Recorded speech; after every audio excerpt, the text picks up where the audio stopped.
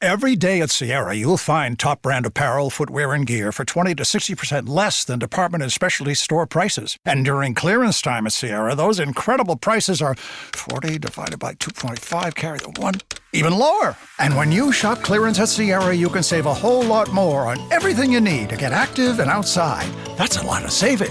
Epic brands, vast selection, teeny tiny prices. That's Sierra. Visit your local Sierra store today or shop online at sierra.com.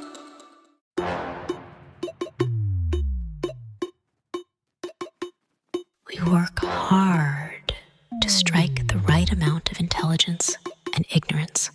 The Last Show with David Cooper. Becoming a parent can completely upend a mother's life, completely changing them, and that includes how their brain copes with the situation.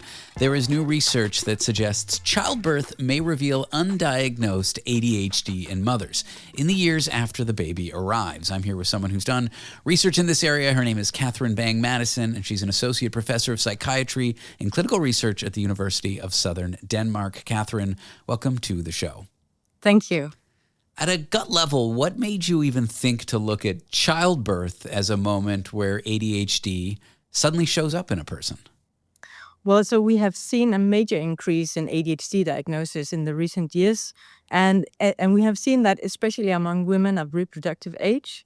But we knew very little about how pregnancy, childbirth, and also becoming a parent would actually or maybe shape the recognition and diagnosing of ADHD in these women. But of course, we had some idea that it might. Also, I have talked to a lot of women who said that they described that their difficulties surfaced or they become more difficult to handle after giving birth. So, of course, that is the combination that sort of motivated us to do this study. I imagine the added stress of having a kid can really exacerbate that. When people hear ADHD, they perhaps stereotypically picture children bouncing off of classroom walls. That's not the whole story. No. What does ADHD look like in, let's say, an adult woman, especially mothers? Yeah, so in adult women, we would perhaps see more inattentive types. So they would have difficulties concentrating. They would have difficulties in working memory, for instance, also in initiating tasks. Also, there's this huge area which is actually not part of the criteria for an ADHD diagnosis, but emotion regulation is a huge thing, and especially among women. And so being able to cope with your emotions, so either you will feel ecstatic or you will feel very sad or down, and that is some of the more symptoms that are more pronounced in women. Now, let's look at the data. Diagnoses of ADHD actually appear to drop during pregnancy. Is that more about people who are pregnant just not seeking a diagnosis, or is there something about being pregnant that causes this? Maybe it could be both, right? Because you wouldn't necessarily seek help during pregnancies for problems like inattention. So this is a time period where most often, I'm not sure it's the same in the US, but in Denmark, at least, or in the Nordic countries, you can go on maternity leave a few months before you do. So, and that means that all the demands are perhaps lesser than they would be. So they're not experiencing their difficulties that much. But there's also the hormonal picture, right? Because during pregnancy, we see a steady rise in estrogen and progesterone, and we know that has an implication of how you're managing your ADHD symptoms.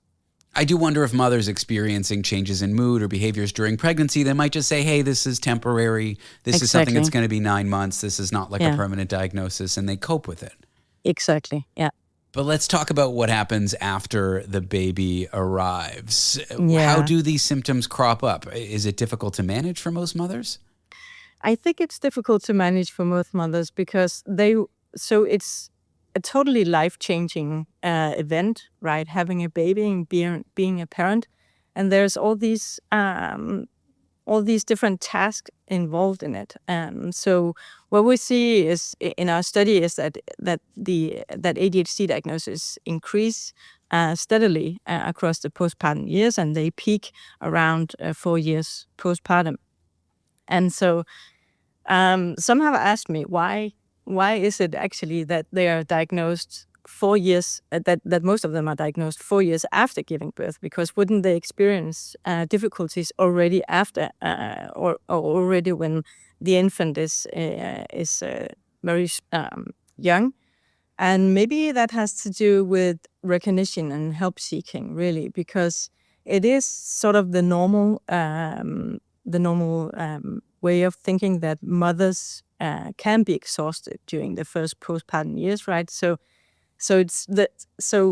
maybe they and their husband and the surroundings, they are not really overly concerned about the potential difficulties that the mothers feel. So, but when this keeps on going, then eventually they will seek help because it accumulates over time, right? And also the parenting demands accumulate over time. So there's schedules, there's social things to do and deadlines and all that family logistics. That really demands some heavily executive functioning skills, which are very which are difficult for people with ADHD.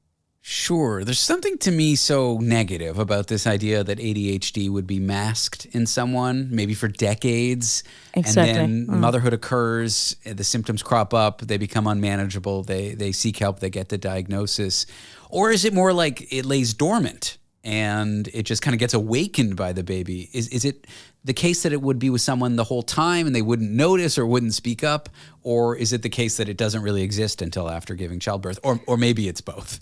Yeah, maybe it's both, actually. But the thing that it never existed before, I don't believe really in that story, because I think so a lot of women have said that they feel that they can manage. I mean, they have these coping strategies, but once they get pregnant and once they get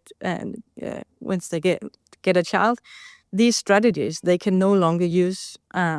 So it has something to do with the context changing, right? So you would see if you're ADHD is very context dependent. So if you're in an environment that is very supportive of your difficulties, then they may never surface the difficulties, right?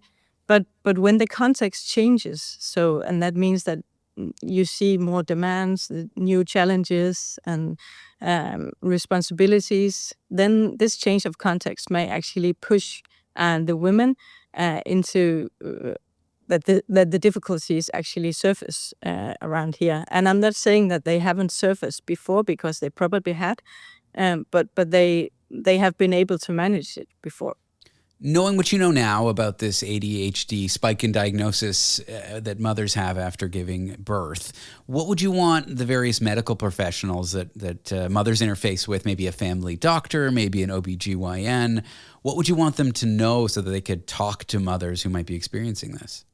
Well, I would definitely like them to know, also because our study shows that more than half of these women actually are in contact with psychiatric services before they get an ADHD diagnosis, and that is for depression, anxiety, and also only 1% with substance use disorder, right? So, and that tells me something about that they're already in contact with professionals who know how to diagnose, right? But the professionals, they may not see through the symptoms that the mothers actually have. So maybe the mothers, well, they show up in contact with psychiatric care, and they are very tired and have poor concentration and difficulties planning, and that these symptoms also emotion regulation again, right? Irritability and emotional lability, and they feel overwhelmed.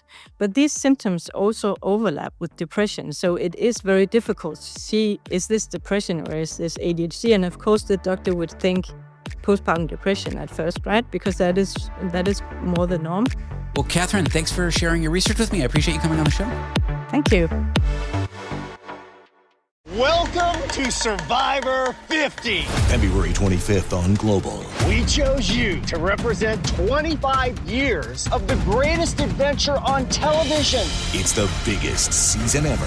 The twist is going to open up Pandora's box. Now I see Zach Brown on Survivor. Welcome to Survivor, Mr. Beast. Feels a little like a high school reunion meets a massacre. Survivor 50th season. Wednesday, February 25th on Global. Stream on Stack TV.